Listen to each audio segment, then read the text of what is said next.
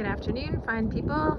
Today is the day that I am cleaning out the new studio. Tiny boat. So I haven't even been in here, so we're just gonna open the door. So this is the forecastle wheelhouse. It's a bit of a mess, but nothing that can't be fixed.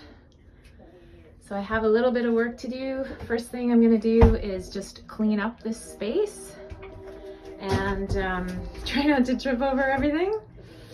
And here's a little FYI about the boat.